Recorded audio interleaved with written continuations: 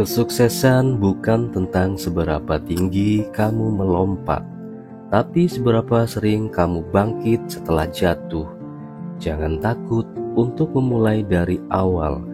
Kesuksesan terkadang membutuhkan perubahan dan keberanian untuk memulai hal yang baru. Jadi buat kalian tetap semangat ya teman-teman. Pria ini bernama Maeve. Dia adalah seorang astronot termuda yang akan menjalani misi keluar angkasa bersama komandannya. Namun di hari penting itu, tak satu pun keluarga dari Maeve yang datang untuk mendukungnya. 30 tahun yang lalu, terlihat Maeve dan teman-temannya sedang melakukan penyambutan acara Asian Games. Namun karena salah gerakan, sang guru pun memarahinya, yang membuat Maeve ditertawakan oleh teman-temannya. Sementara ayah Maeve yang bernama Hamwen merupakan seorang arsitek terkenal di kotanya, yang baru saja berhasil membangun sebuah jembatan yang bernama Dongpe. Hari itu, Hamwen bertugas untuk membawakan obor perayaan Asian Games. Di tengah wawancara, Hamwen menjemput anaknya dan memberikan hadiah sebuah klub. Di sana sang ayah memberikan pesan, jika Maeve besar nanti, dia harus melakukan apapun yang ia sukai, seperti ayahnya yang berhasil membangun jembatan Dongpe. Namun sesaat setelah itu, tiba-tiba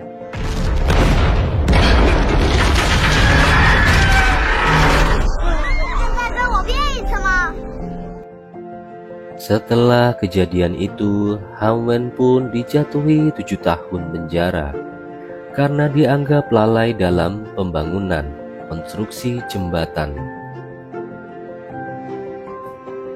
Hingga suatu tahun kemudian, sang istri yang sudah putus asa meminta Hamwen untuk mendatangani surat cerai yang ia bawa. Tanpa melakukan pembelaan, Hamwen pun mendatangani surat tersebut. Sebelum berpisah dengan sang anak, Hamwen pun memberikan sebuah pesan yang mengatakan, selama kau terus berusaha dan berpikir keras, maka kau akan mencapai kesuksesanmu. Ternyata selama bertahun-tahun, Hamwen selalu mendapatkan perlakuan kasar dari teman napi lainnya. Namun ia tak pernah patah semangat menjalani kehidupannya demi bisa kembali bertemu dengan sang anak. Sementara di sisi lain, Maeve juga kerap sekali mendapatkan perlakuan buruk dari teman-temannya. Ia sering dibuli dan dianggap bodoh oleh teman-temannya.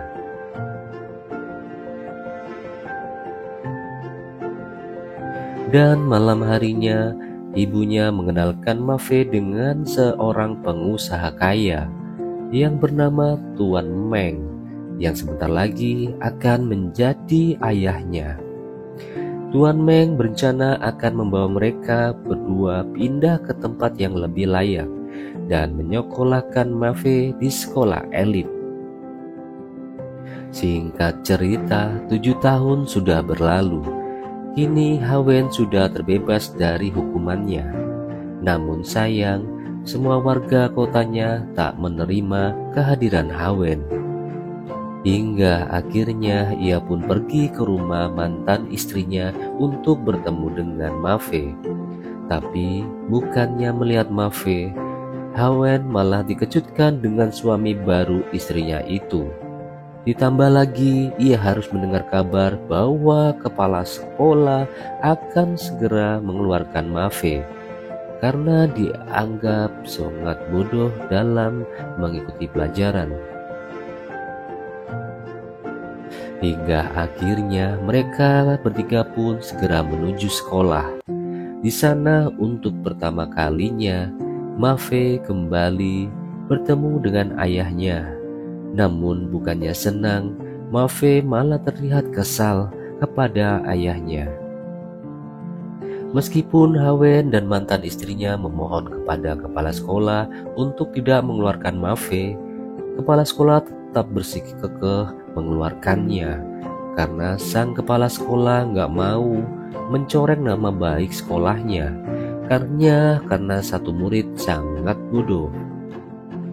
Apalagi setelah kepala sekolah mengetahui jika Mafe adalah anak dari arsitek jembatan Dompe yang viral 7 tahun lalu. Sebelum pulang, Hawen kembali memohon kepada kepala sekolah.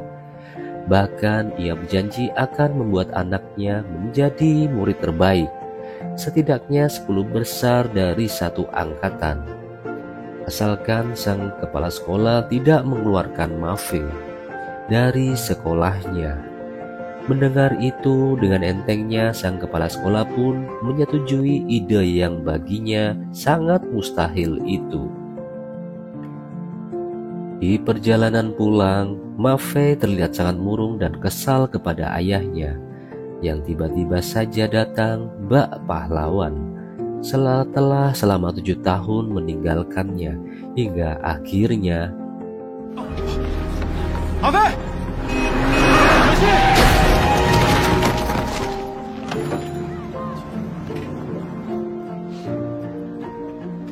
让你不来看我，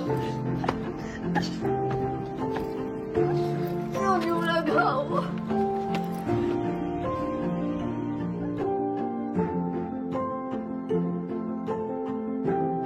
Setelah perasaan Mafe membaik, Mafe pun menemani sang ayah untuk mencari pekerjaan. Namun ia terus ditolak. Hingga secara nggak sengaja ia bertemu dengan seseorang yang dulunya pernah melamar di perusahaan Hawen. Tapi ia ditolak. Awalnya orang yang bernama Xiao ini memuji-muji Hawen dan anaknya. Namun tiba-tiba ia berbalik memaki-maki Hawen di depan semua orang untuk membalaskan dendamnya karena dulu pernah ditolak oleh Hawen. Hal itu pun membuat Mafe semakin sedih. Ia bertanya-tanya mengapa semua orang membenci dan memaki-maki ayahnya. Di sana sang ayah pun mencoba menghibur anaknya dengan mengatakan, "Mungkin jembatanku runtuh, tapi ayahmu tidak akan pernah runtuh." Keesokan harinya, saat Hawen dan Mafe kembali mencari pekerjaan, lagi-lagi mereka harus bertemu dengan Xiaolu yang tengah kesulitan dengan konstruksi bangunannya. Di sana, Hawen menawarkan bantuan asalkan Xiaolu mau membayarnya.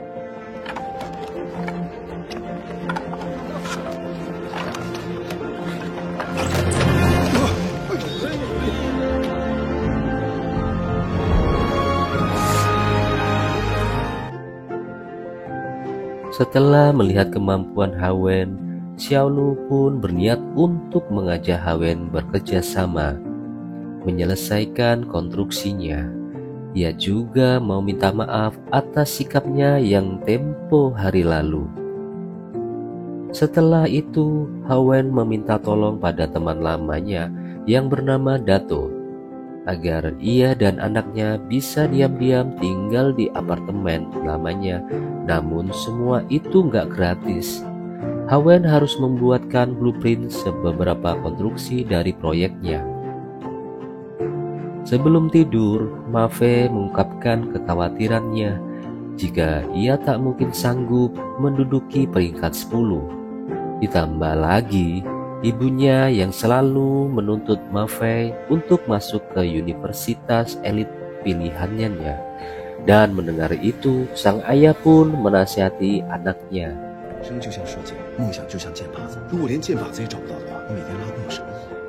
Mungkin maksudnya Mafe harus mempunyai tujuan hidup, melakukan apa yang ingin dia lakukan dalam hidupnya. Kira-kira kurang lebih Mimin seperti itu nangkapnya. Semoga aja kalian paham. Semenjak itu, tanpa disadari Ma Fei menjadi semakin semangat belajar.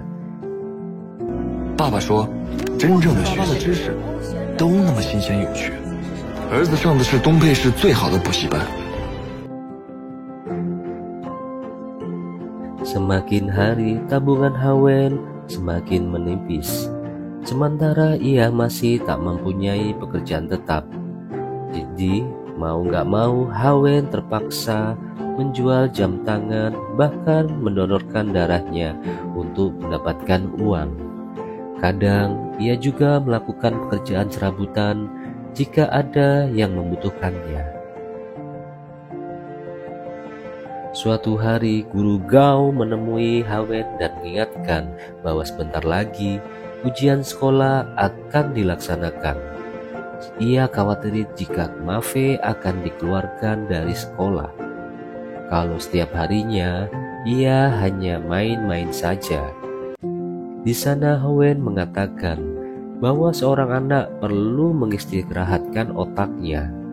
Hawen pun merasa bangga bahwa anaknya mengalami peningkatan progres, meskipun hanya menduduki peringkat 5 dari bawah.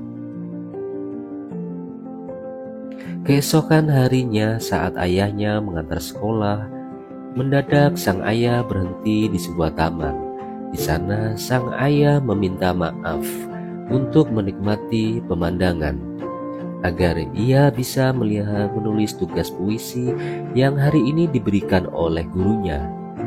Namun tiba-tiba Ma Fei bertemu dengan sekelompok temannya yang dulu kerap sekali membulinya.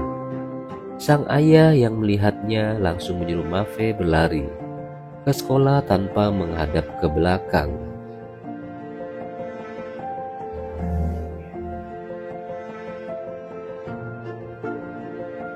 Namun sesampainya di kelas, penampilan yang lusuh membuat kepala sekolah marah, hingga kepala sekolah membuang mainan pesawat hadiah dari ayahnya. Dan sepulang sekolah, Ma Fei mengeluhkan kejadian tadi. Ma Fei juga berkata bahwa ia sudah sangat capek dengan semua masalah hidupnya. Ditambah lagi saat melihat wajah ayahnya yang babak belur, Ma Fei pun memutuskan untuk berhenti belajar. Dan di tengah-tengah perbincangan itu, mendadak tetangga apartemennya datang dan memaki-maki mereka. Hingga untuk pertama kalinya, Ma Fei melihat ayahnya yang begitu marah. Keesokan harinya saat ayah baru saja bangun, ia melihat tulisan Ma Fei yang berbunyi, "Aku akan menjadi sepertimu. Aku tidak akan mundur." Membaca tulisan itu, sang ayah pun hanya bisa menyembunyikan tangisnya. Siang harinya, Hawen mau sengaja menemui guru Gao untuk meminta izin agar Ma Fei diperbolehkan pergi selama 2 minggu buat nonton pameran. Namun mendadak kepala sekolah datang dan mengatakan kalau guru Gaul sudah bukan wali kelas Ma Fei lagi. Jadi semua keputusan ada di tangan kepala sekolah, yang artinya sebelum ujian dimulai, semua murid harus belajar di asrama sekolah. Namun rupanya pernyataan kepala sekolah tak dihiraukan oleh Ma Fei dan ayahnya. 马飞去哪儿了？爸爸带我去过很多过去式的地方，那是我遇不到的东西，在附近的一座野山上。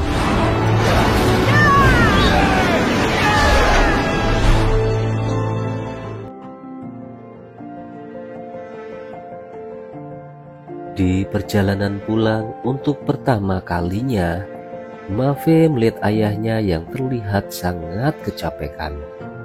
Karena kasihan, Ma Fei pun berniat untuk membuatkan ayahnya pop mie. Namun saat kembali ke dalam bis, ternyata Ma Fei memasuki bis yang berbeda. Hingga akhirnya, 那可是百年不遇的大雨。Ditambah lagi hari itu tiba-tiba badai besar datang yang membuat sang ayah semakin khawatir dengan keberadaan anaknya.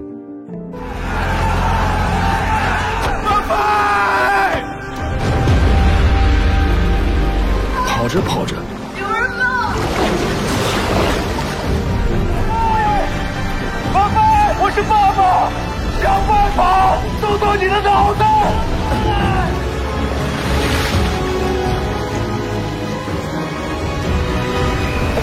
在哪？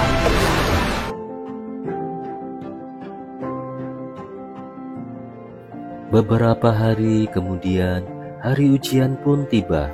Mafe sangat percaya diri dengan hasil ujiannya karena ia merasa bahwa ia bisa menjawab semua soal-soal dari ujian tersebut. Namun Mafe harus menelan kekecewaan saat melihat namanya yang berada di urutan 65. Tak lama kepala sekolah pun datang dan mengingatkan Hawen untuk menepati janjinya. Jadi mau gak mau, Mafe pun harus segera pergi dari sekolah tersebut.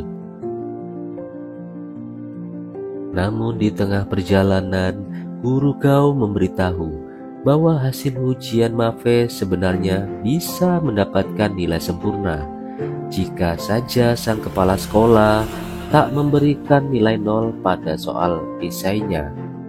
Merasa tak adil, akhirnya Hawen pun meminta izin agar anaknya bisa membacakan jawaban esainya di depan semua guru. Rupanya soal esai itu merupakan perintah untuk membuat cerita dengan tema yang sudah ditentukan. Di sana Mafe membuat sebuah cerita tentang pengorbanan sang ayah yang mati-matian merawatnya. Dia juga menceritakan tentang cita-citanya yang ingin menjadi seorang astronot. Yang menurut kepala sekolah ceritanya keluar dari tema. Namun setelah mendengar cerita Mafe yang cukup mengharukan, semua guru pun setuju dan untuk melakukan penilaian ulang yang akhirnya esai Mafe mendapatkan nilai bagus hingga membuat ia menjadi siswa terbaik tahun ini. Sang guru menasihati kepala sekolah agar ia mendukung murid yang mempunyai kelebihan menarik seperti Mafe. Beberapa tahun kemudian, Mafe yang masih menetap di sekolah tersebut kini sudah menginjak dewasa. Suatu hari, kepala sekolah melarang Mafe untuk daftar di sekolah penerbangan. Ia ingin Mafe bisa membantu kepala sekolah untuk mengurus sekolahnya. Bahkan kepala sekolah sudah menyiapkan foto Mafe yang akan dipajang di ruangannya. Namun Mafe menolaknya karena ia selalu ingat nasihat ayahnya untuk melakukan semua hal yang ia sukai. Hingga suatu hari, Mafe pun keterima di sekolah penerbangan dan melanjutkan ke pendidikan astronot sesuai cita-citanya. Sementara sang ayah telah menikah dengan guru Gao.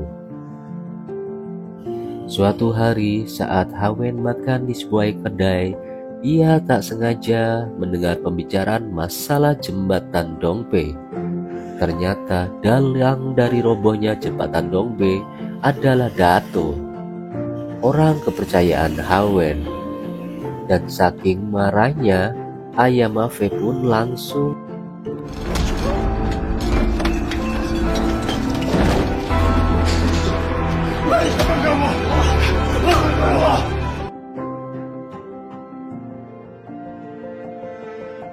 Alhasil dari kejadian tersebut, Hawen pun terpaksa dipenjara selama 15 hari. Berita tentang Hawen sudah menyebar kemana-mana hingga membuat karir Mafe sebagai astronot semakin terancam. Hingga saat malam hari, Mafe pun menemui ayahnya. Saat ayahnya dengan ceria menceritakan kasus jembatan Dongpe yang akan segera tercerahkan, Mafe malah meminta ayahnya untuk melupakannya. Mendengar hal itu, sang ayah pun kecewa dan berjanji bahwa ia tak akan menghalangi karir Mafe. Itulah alasan sang ayah tak hadir dalam konferensi pers saat Mafe akan terbang ke luar angkasa. Tak lama kemudian, akhirnya mereka berdua menuju pesawat antariksa yang akan segera lepas landas menuju luar angkasa. Dan setelah menempuh perjalanan yang cukup panjang, akhirnya mereka berhasil mendarat dengan selamat. Namun beberapa saat kemudian, mereka kehilangan sinyal setelah pesawat mereka terbentur batu meteor. Selama berhari-hari mereka berdua terdampar di luar angkasa tanpa kejelasan. Mafe mempunyai rencana untuk memperbaiki antena pesawat yang telah rusak. Namun komandan menolaknya karena bisa membahayakan nyawanya. Hingga suatu hari ia menemukan sebuah pesan yang dulu pernah ia tulis untuk ayahnya, yang berbunyi, "Aku akan menjadi sepertimu, aku tidak akan pernah mundur." Mafe pun memberanikan diri membenarkan antena pesawat, meskipun presentasi keberhasilannya sangat sedikit. 中继天线的故障原因是底座插片脱落。我现在已经在进行。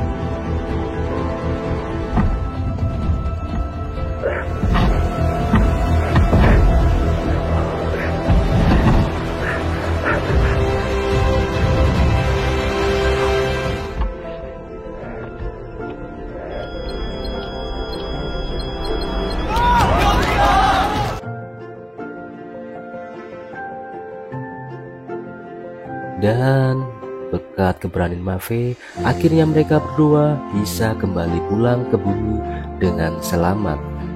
Dan betapa senangnya Mafe ketika melihat sang ayah yang ikut menyambut kedatangannya di bumi. Perasaan senang dan sedih sekaligus kangen bercampur aduk menjadi satu.